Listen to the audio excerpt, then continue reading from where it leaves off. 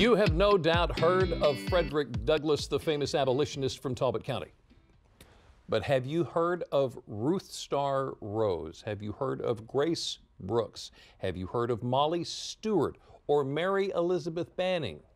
Well, these are the names of some lesser-known heroes that called Talbot County home, and now you have an opportunity to learn more about these women and what they achieved long before a lot of us were even born. And here with a bit of a history lesson is Jenny Caputi, a board member of the Talbot Historical Society and chair of the Women in Talbot County exhibit. Thank you so much for coming and joining us this afternoon. Sure. Okay, so we're talking about a new exhibit at the Talbot Historical Society. It's called Women of Talbot County. Tell us about it. Right.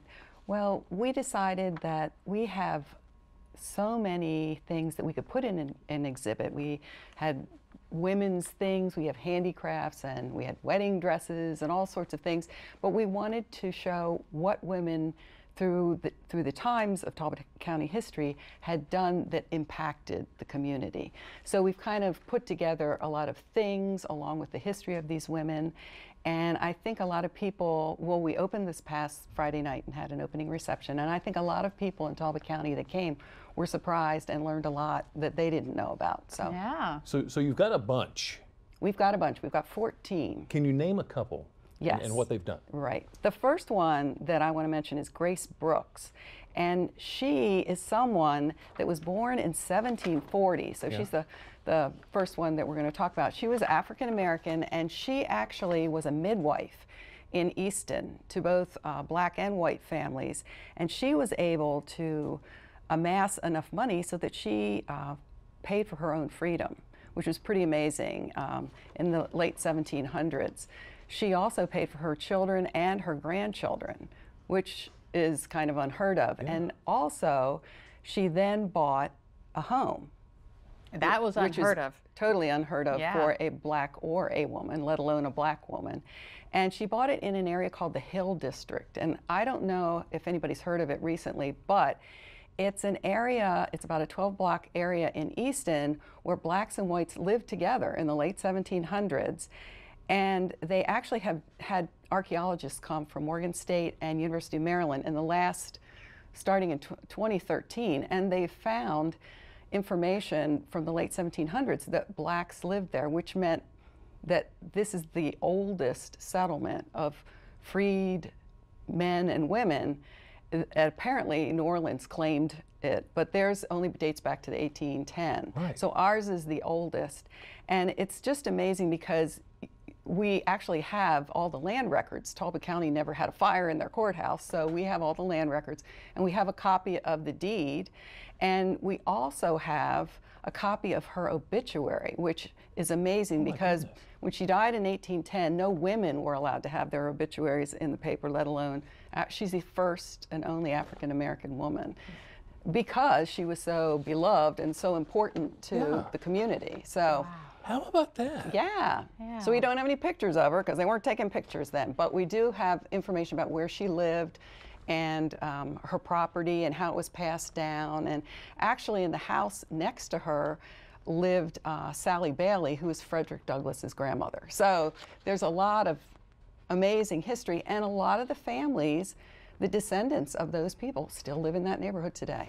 All right, so we don't want to we don't want to give away too much of the exhibit, but can you tell us about another woman who's featured in the exhibit? Sure. This is Mary Elizabeth Banning, and she's a mycologist, which a lot of people have no idea what that is, but she was born in 1822 in Easton, lived there almost all of her life. She was middle class and consequently did have some education in Latin.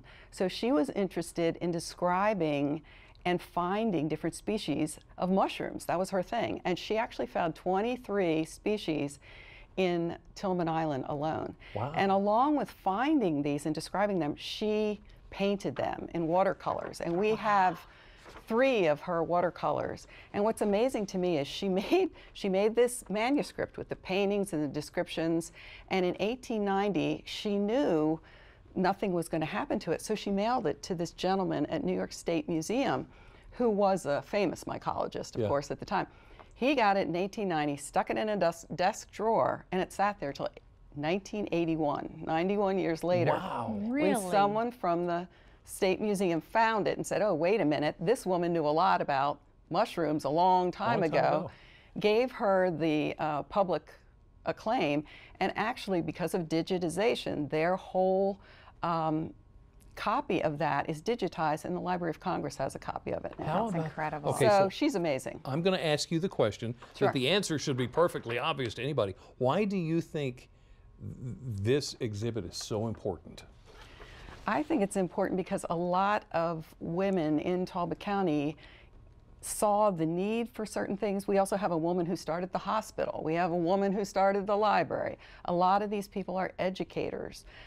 Someone else who is really interested in historic preservation. They're people who saw needs for the community. Several of these women had the opportunity to go and be educated. Some of them went and got nursing degrees at Hopkins and came back and started the hospital. Wow. So what do you hope people take away from this exhibit? First of all, I'd really like children and young people to come and see it. In Easton, we don't have that many opportunities to go to a real museum, so there are artifacts as well as this information. But I want them to know that there are a lot of women who are entrepreneurs, started their own businesses. Most of these women lived into their 80s and 90s, so they, I think, had very fulfilling, happy lives. Wow. The Women of Talbot County will be open to the public from 10 a.m. to 4 p.m. on Saturdays. It's going on now. Every Saturday now through June 30th in the James Neal House Galleries that is in Easton. How fascinating. Yeah, it was really, really fun. I hope everybody enjoys it as much as we did finding out all the information. All right. Jenny Caputi. Thank you so much, of the Jenny. Talbot Thank you. Historical Society. Thank you.